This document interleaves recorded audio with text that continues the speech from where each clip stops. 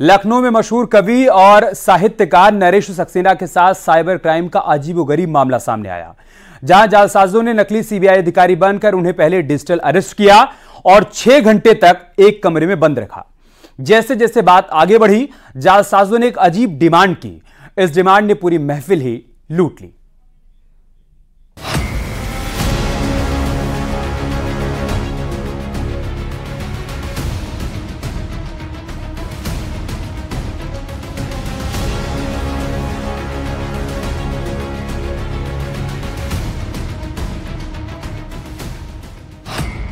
नकली सीबीआई अफसर, असली जालसाजी।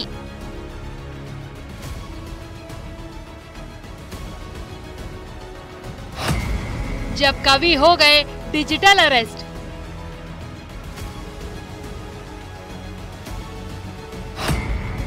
जालसाज बोले, साबित करो कवि हो।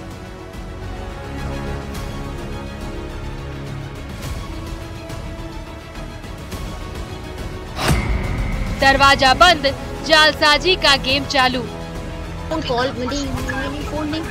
फोन नहीं करना है। नहीं फोन नहीं करेगा, कट जाएगा, वो नाराज हो रहा है। उसका फोन कट जाएगा, नाराज। ये कहानी है राजधानी लखनऊ की, जहां जालसाजों ने नकली सीबीआई अफसर बनकर मशहूर कवि और साहित्यकार नरेश सक्सेना को डिजिटल अरेस्ट कर लिया।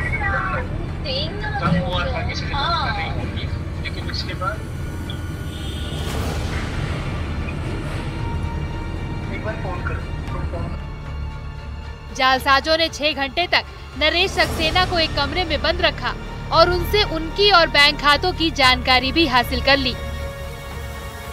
बस वे पैसे ट्रांसफर करने वाले ही थे कि परिवार वालों को शक हुआ और वे कमरे में पहुंच गए। परिवार की सतर्कता से किसी भी तरह की ठगी नहीं हो पाई। मशहूर कवि और साहित्यकार नरेश सक्सेना भी डिजिटल अरेस्ट हुए।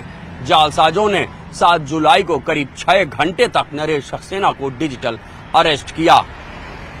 जालसाजों ने खुद को सीबीआई का अफसर बताया और ये कहा कि नरेश सक्सेना एक बड़े आपराधिक मामले में फंस सकते हैं। दरअसल सीबीआई मुंबई का अफसर बनकर जालसाजों ने कवि नरेश सक्सेना से वसूली की कोशिश की। इस बीच मनी लॉन्ड्रिंग के मामले में फंसाने का डर दिखाकर उन्हें घर के एक कमरे में डिजिटल अरेस्ट कर लिया। जब जालसाजों को पता चला कि वे कवि हैं, तो जालसाजों ने शर्त रखी कि अगर वे कवि हैं तो साबित करें।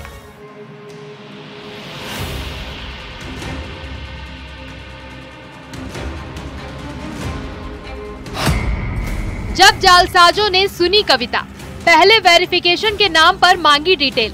नरेश सक्सेना ने बताया कि वो कवि हैं।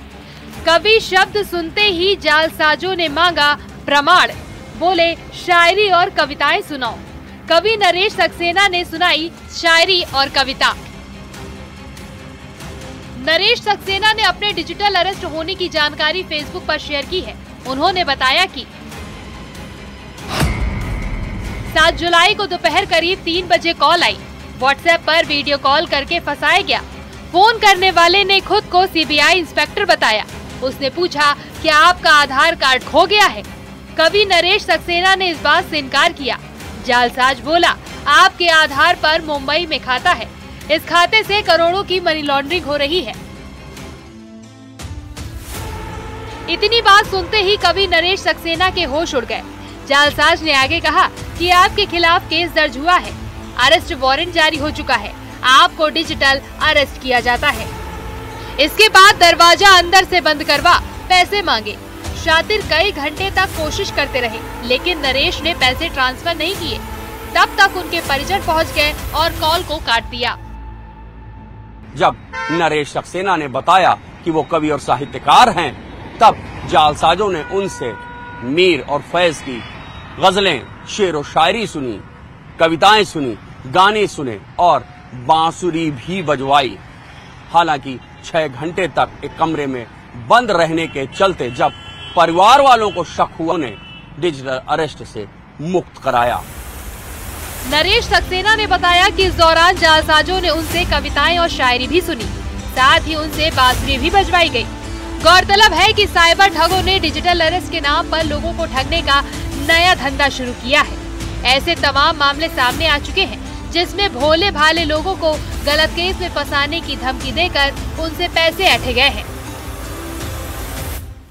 नरेश सक्सेना ने अपनी पूरी पीड़ा और ये पूरा वाकया सोशल मीडिया में पोस्ट भी किया है और लोगों से कहा है कि वो सावधान रहें। कैमरामैन गोपी गिरी के साथ ऋषभ मणि त्रिपाठी, न्यूज़ 18 लखनऊ।